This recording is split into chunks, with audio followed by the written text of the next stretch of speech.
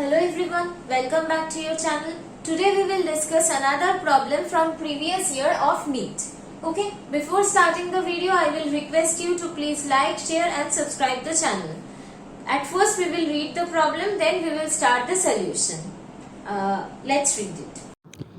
An arrangement of three parallel straight wires placed perpendicular to the plane of paper carrying same current I along the same direction as shown in figure. Magnitude of force per unit length on the middle wire B is given by. Four options are given and the figure is also given. Now let's start the solution.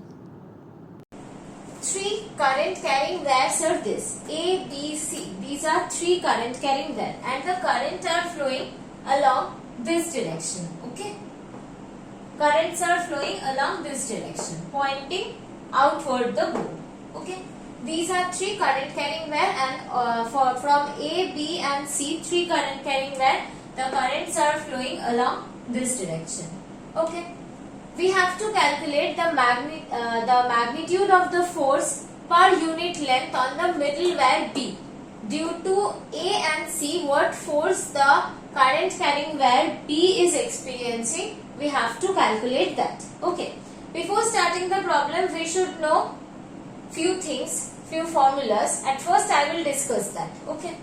Suppose two current carrying wires are present there, and the distance between them is small d. The current flowing through this is I1 and this is I2. Then what will be the force per unit length? What will be the force per unit length of the current? Force per unit length experienced by the current carrying wire for the another one is equals to mu naught I1 I2 divided by 2 pi d. This is the magnitude of the force experienced by one current carrying wire due to the presence of the other. Okay. As the currents are parallel here, each current carrying wire will experience attractive force. Parallel currents experience attraction. Okay. If these two currents will flow in opposite direction and distance will be d, this is I1 and this is I2, the magnitude will remain same. The force per unit length magnitude will remain same, but these two current carrying wire will experience repulsion. Okay. For parallel currents, attraction. For anti-parallel currents, repulsion. But the magnitude is same for both cases. Okay. These are the things. At first, we should know that. If we know this, then we can start this solution. Okay. So let's start this solution. Here, two current carrying wires. At first, we are considering C and B. Okay. These two current carrying wires, the currents are flowing along this direction. Distance between them is small d. Parallel currents they are, so they will feel attraction force.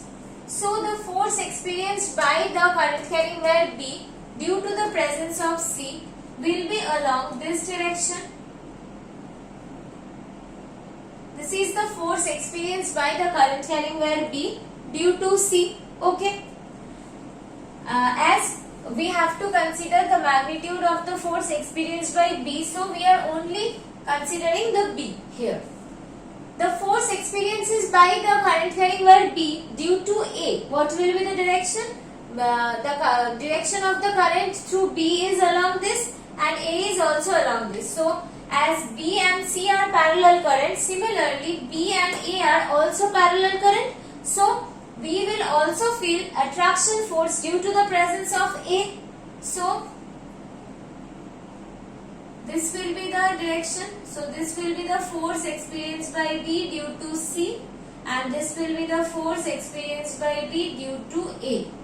Okay. For the presence of the conductor C, the B conductor is experiencing attraction, C is attracting B, and due to the presence of conductor A, B conductor is also experiencing attraction force, A is also attracting B. Okay. So these are the two forces. What are the magnitude of these two forces?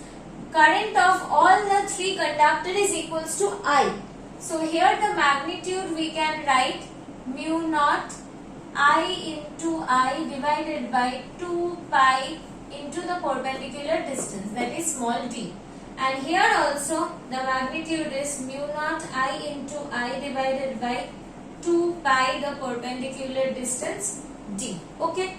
Now these two forces FBA and FBC are acting along perpendicularly. Okay. From vector addition we know this. Suppose this is A vector and this is B vector and the angle between them is 90 degree. If we have to calculate the resultant vector, what we should do? We have to consider a parallelogram and this diagonal will be the resultant vector. And what will be the magnitude of the resultant vector?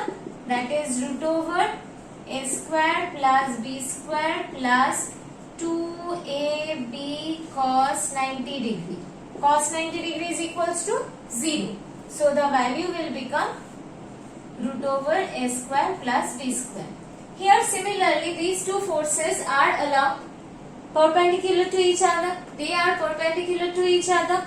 So the resultant force will be along this direction and the magnitude of the resultant force will be root over FBA square plus FBC square. Right? What is the magnitude of FBA and FBC? They are same. So we can write 2FBA square. So from here we can write root over 2 into FBA. This is root over 2. FBA is equals to this, that is mu naught I square divided by 2 pi d. This will cancel each other. So the value of the resultant force will be mu naught I square divided by root 2 pi d. That is the magnitude of the resultant force which is experienced by the conductor B due to the presence of conductor C and conductor A. Right? So this is the correct option. I hope this problem is clear to you. If you have any doubt, please write in the comment section. Don't forget to like, share and subscribe. To get more videos like this, please subscribe the channel. Thank you everyone.